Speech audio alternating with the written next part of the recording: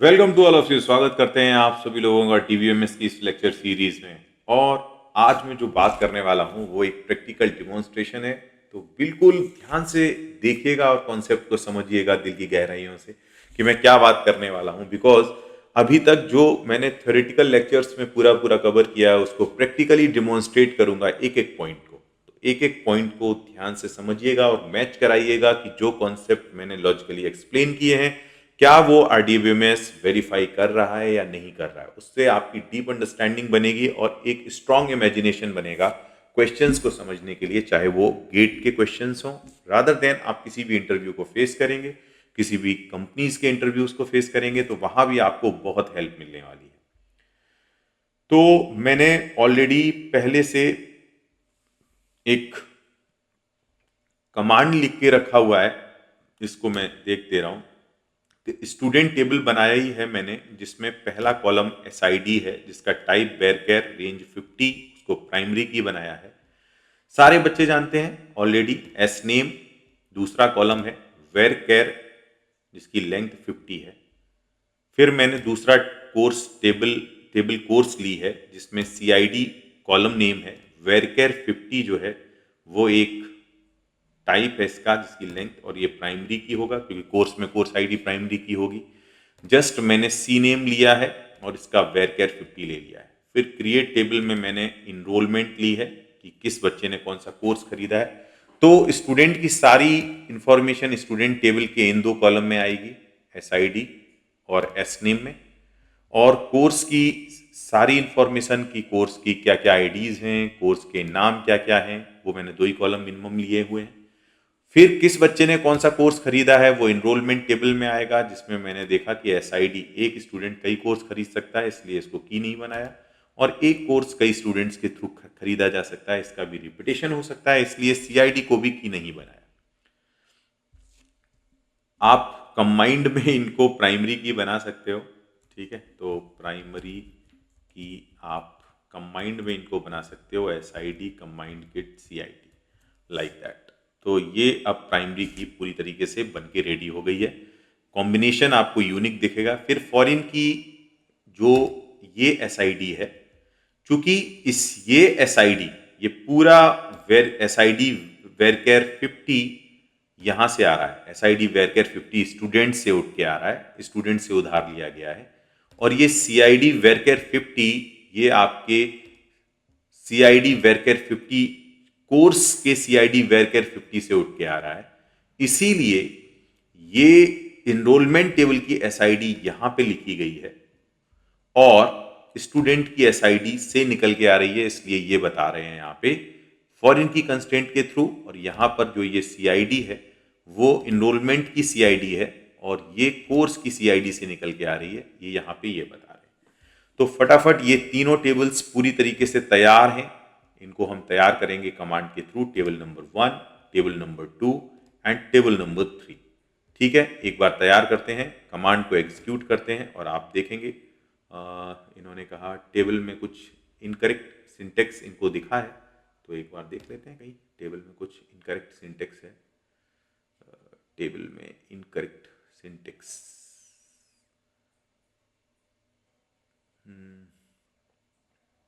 Primary key S I D comma C I D combined level 15।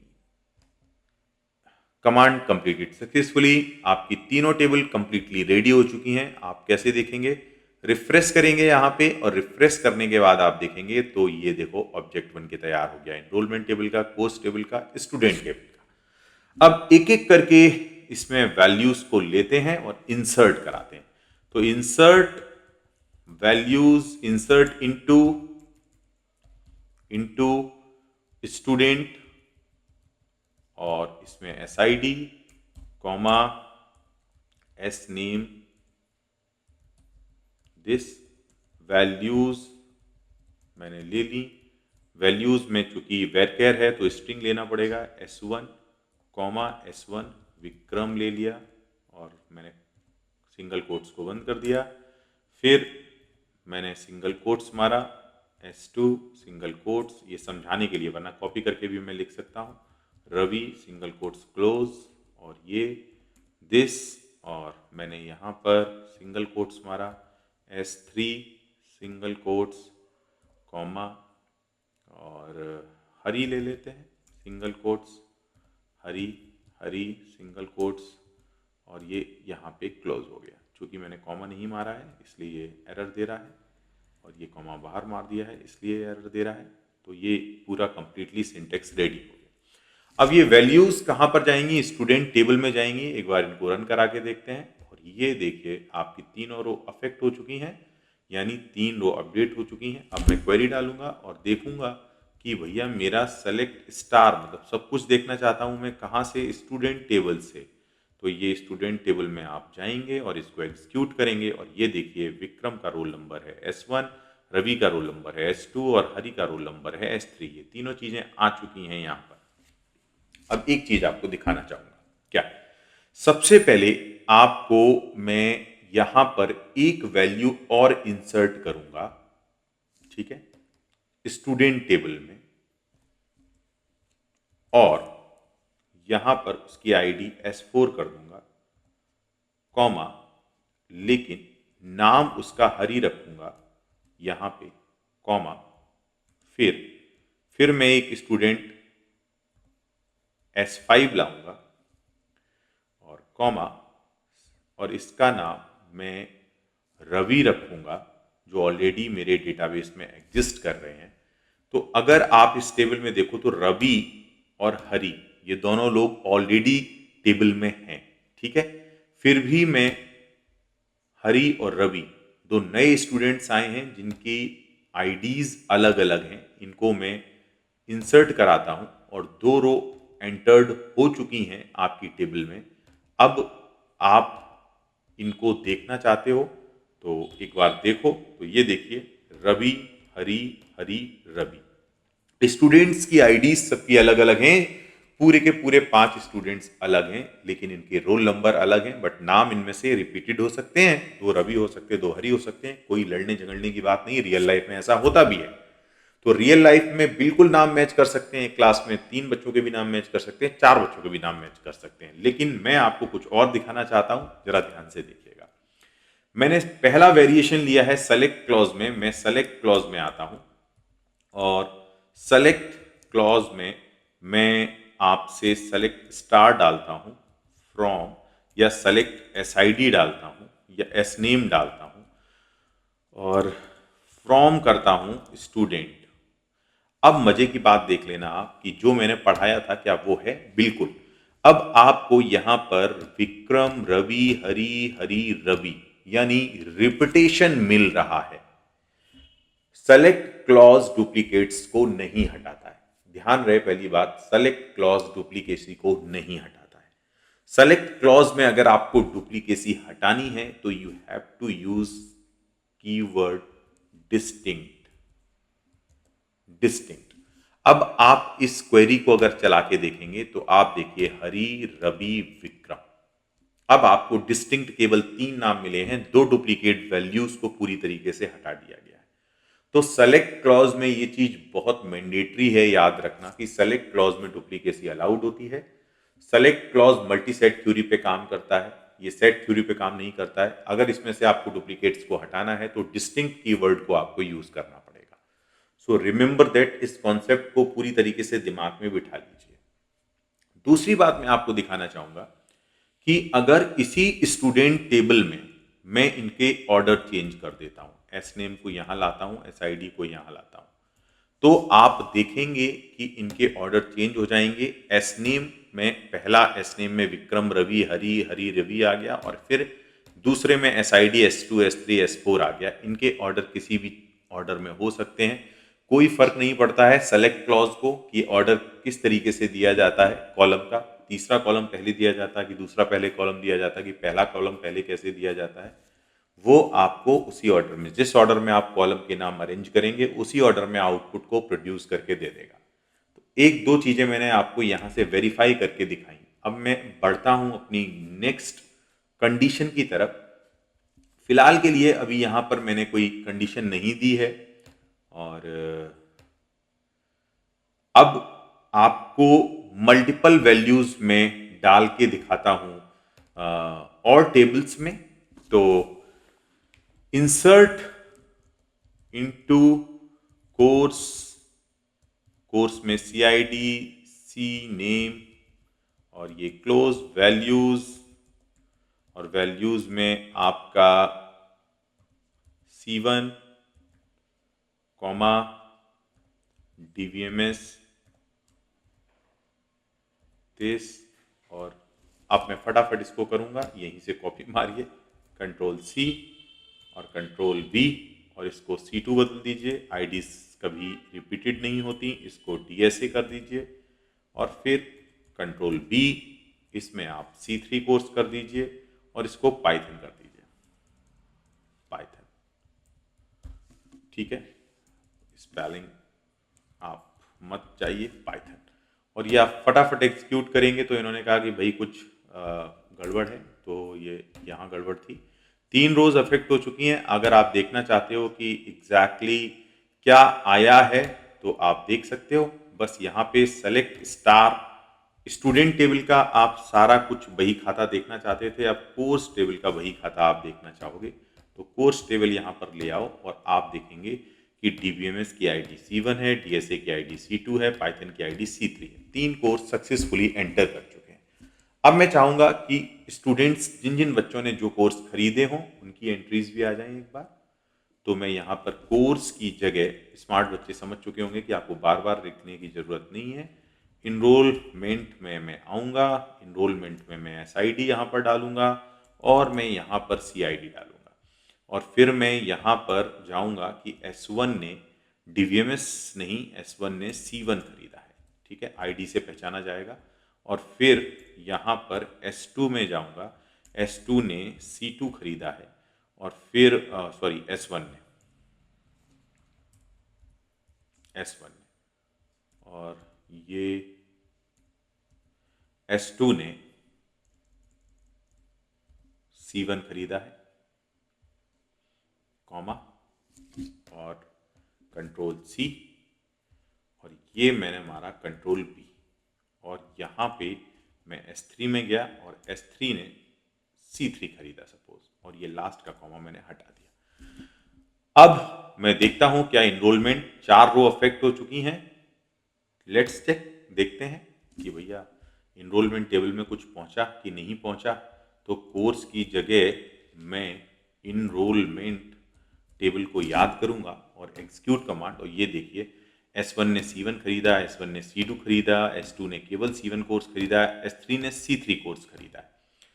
अब हम अपने इस रिलेशनल डेटाबेस में कुछ एंट्री करने वाले हैं, जहां पर मैं आपको दिखाने वाला हूं कि ज्वाइन ऑपरेटर को मैनुअली कैसे करते हैं। मतलब हमने सारी एंट्रीज ले ली थी, कोर्स की एंट्रीज ले ली थी, बीच में डिस्कनेक्ट हो गया था, इसलिए ये प्रॉब्लम आ रही थी वो एरर की, बिकॉज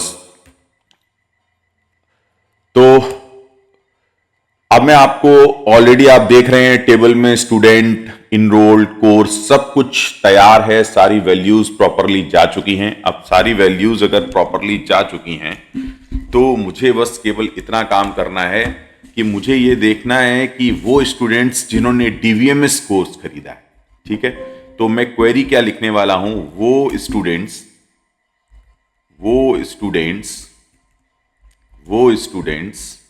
की आईडी, वो स्टूडेंट्स की आईडी, एक मिनट, स्टूडेंट्स की आईडीज जिन्होंने क्या कोर्स खरीदा है, DBMS कोर्स खरीदा है, ठीक है। तो मेरे पास ऐसे स्टूडेंट्स भी हैं जिन्होंने DBMS कोर्स खरीदा है, DSA कोर्स खरीदा है, ऐसे स्टूडेंट्स भी हैं जिन्होंने पाइथन कोर्स खरीदा है, लेकिन मैं एग्जैक्टली इंटरेस्टेड हूं, या मेरी क्वेरी का रिजल्ट केवल ये चाहता है कि वो स्टूडेंट्स की आईडी निकालनी है जिन्होंने केवल DBMS कोर्स खरीदा है, केवल DBMS कोर्स, केवल नहीं, जिन्होंने DBMS कोर्स खरीदा है, केवल वर्ड लगाने से कहानी और बदल जाएगी। तो जिन्होंने DBMS कोर्स खरीदा है, तो सबसे पहले मैं आऊँगा फ्रॉम क्लॉज पे। फ्रॉम क्लॉज में मुझे पता है कि इनरोलमेंट टेबल में से मेरी आईडीज स्टूडेंट्स की निकलेंगी और कोर्स आईडी हमारी कोर्स टेबल की कोर्स आईडी से मैप कराई जाएगी, तो एनरोलमेंट टेबल होना बहुत ज़रूरी है। दूसरा इंफॉर्मेशन मेरा जो कोर्स आईडी है कि कौन कौन से कोर्स हमारे पास हैं, ये हमारी कोर्स टेबल में है, जिसको मैंने कैपिटल सी लिख दिया। ये लिखने का तरीका मैंने ऑलरेडी आपको बताया कि आप पूरा इनरोलमेंट टेबल को आपको ई नाम से बुला सकते हैं और पूरी कोर्स टेबल को आप सी नाम से बुला सकते हैं। सीधा सीधा कितना प्यारा सा सिंटेक्स इन्होंने दिया हुआ है, कुछ भी प्रॉब्लम नहीं है। आप इस सिंटेक्स को सीधी तरीके से पढ़ सकते हैं कि भैया दो टेबल्स का आपस में क्रॉस हो गया। अब आप रो फिल्टरिंग का काम करेंगे, वेयर लगाएंगे और आप कहेंगे कि इनरोलमेंट की जो सीआईडी है, क्योंकि इनरोलमेंट में भी सीआईडी का कॉलम था, अगर वो बराबर है सी। अब कोर्स नाम नहीं लेने की जरूरत है, कोर्स नाम मत लीजिए, आप इसको सी नाम से बुलाइए, इसको निक नेम दे दिया गया है आपको। सीआईडी के अगर बराबर है तो ऐसे कोर्स को आप सेलेक्ट कर लीजिए एंड आप वहां पर चेक करिए कि कोर्स सी में सी नेम क्या डीबीएमएस है, डीबीएमएस है। बस इतना आपको करने की जरूरत है और अगर हो गया तो रो भी फिल्टर हो गई। अब आपको सेलेक्ट करने का मौका मिलेगा जो आप चाहते हैं। तो फॉर एग्जांपल मैंने सेलेक्ट कर लिया एसआईडी या डिस्टिंक्ट कीवर्ड आप लगा सकते हैं। डिस्टिंक्ट अभी ना लगाएं, एसआईडी कीवर्ड लगा लें कि केवल मुझे एसआईडी में इंटरेस्टेड है। तो मैं इस क्वेरी को एक बार फिर से पढ़ के आपको बता देता हूं कि भैया फ्रॉम इनरोलमेंट ई टेबल नाम से बुलाया जा रहा है, कोर्स जो है मेरा सी टेबल नाम से बुलाया जा रहा है, कोर्स टेबल सी नेम से बुलाई जा रही है, निक नेम सी रख दिया गया। इसको रखने का सिंटेक्स ऐसा ही होता है एसक्यूएल में, स्पेस दीजिए और ई नाम से बुला लीजिए, स्मॉल ई कैपिटल ई कुछ भी, और स्पेस दीजिए, कैपिटल सी स्मॉल सी किसी भी नाम से बुला लीजिए। फिर आप ई डॉट सी आई डी की ई कॉलम की सी आई डी सी कॉलम की सी आई डी के जहां पे बराबर होगी ऐसी रो को एंड सी टेबल में जो सी नेम होगा अगर वो डीबीएमएस है तो मैं ऐसी रो को सेलेक्ट कर लूंगा। अब उस रो में मेरे कई कॉलम इन्वॉल्व होंगे, उसमें से मैं केवल एसआईडीज को लेना चाहता हूं, सेलेक्ट करना चाहता हूं कॉलम को। तो कॉलम के सिलेक्शन का काम ये भाई सेलेक्ट क्लॉज करेंगे और ये मैं आपको एग्जीक्यूट करके चला के दिखा दे रहा हूं। फिलहाल इसमें आई थिंक वैल्यूज ही नहीं है क्या? ठीक है, इसमें आई थिंक वैल्यूज नहीं है, तो इसलिए तो वैल्यूज के लिए कुछ वैल्यूज हम ले लेते हैं, ऐसा कोई टेंशन नहीं है। तो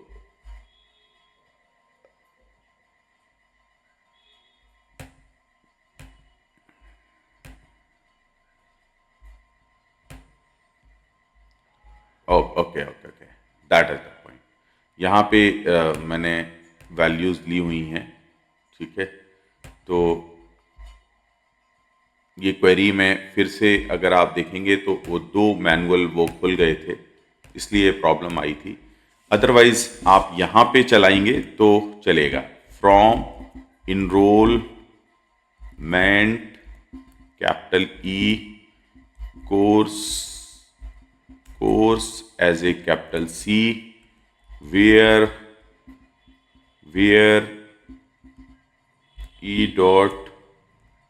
ई dot C I D equal to है आपकी C dot C I D and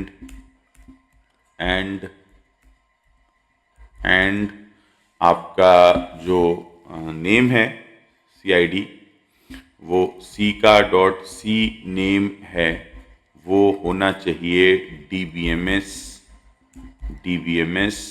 this, और उसमें से आप सेलेक्ट करना चाहते हैं एसआईडीज और आप इसको चला के देखें तो इनरोलमेंट की स्पेलिंग मैंने गलत लिख दी है। इनरोलमेंट में ऐसे लिखूंगा तो अब ठीक है। और ये देखिए आप S1 और S2 दो वो स्टूडेंट्स आ गए जिन्होंने डीबीएमएस कोर्स खरीदा है, और इसको अगर आपको वेरीफाई करना है तो आप आसानी से वेरीफाई कर सकते हैं। आप यहाँ पे जाएं और कोर्स इनरोलमेंट टेबल लें और इनरोलमेंट में एक बार देख लें कि किस किस स्टूडेंट ने क्या कोर्स खरीदे थे, और यहाँ पे आप स्टार टेबल पे चले जाएं। इनरोलमेंट टेबल पर आप गए तो आपने देखा है कि S1 ने C1 खरीदा हुआ है और और S2 ने भी C1 खरीदा हुआ है। तो दोनों स्टूडेंट्स ने C1 कोर्स खरीदे हुए हैं, मतलब DBMS कोर्स खरीदा हुआ है, और यही मेरा आउटपुट आ रहा है। S1 और S2 दोनों ने DBMS खरीदे हुए हैं। तो आप कह सकते हैं कि पूरी तरीके से आपका रिजल्ट जो है वो आ चुका है। ये क्वेरी आपकी रिजल्ट को रिफ्लेक्ट कर चुकी है और एक नॉर्मल सा ज्वाइन मैनुअली आपने कर लिया है। So that is the thing, और आप पूरे आउटपुट को देख सकते हैं। तो फिलहाल इस चीज को यहीं पर क्लोज करते हैं, और आगे मैं आपको ऐसी बहुत सारी क्वेरी रन करके दिखाऊंगा। तो just I am closing this practical demonstration, जहां पर आपने कई चीजों को एक साथ समझा होगा, सेलेक्ट क्लॉज को भी, फ्रॉम क्लॉज को भी, वेयर क्लॉज को भी। वेयर क्लॉज में भी आपने इसी में देख लिया कि मल्टीपल कंडीशंस हमने एक साथ दे दी हैं, C1 और C2। चाहे तो 3 कंडीशंस, 4 कंडीशंस भी दे सकते हैं। अभी इनके लूप होल्स भी देखेंगे कि ऐसा देना ठीक रहेगा कि हम मल्टीपल टेबल्स फ्रॉम क्लॉज में दे देते हैं, या मल्टीपल कंडीशंस वेयर क्लॉज में दे देते हैं, ये ठीक है कि नहीं है। इन सारी चीज़ों का डिटेल में एनालिसिस करेंगे, लेकिन आज का लेक्चर मैं यहीं पे फिनिश करता हूं। नेक्स्ट लेक्चर लेके आता हूं आपका और बेहतरीन सिंटेक्स पर SQL के। तब तक के लिए थैंक यू सो मच।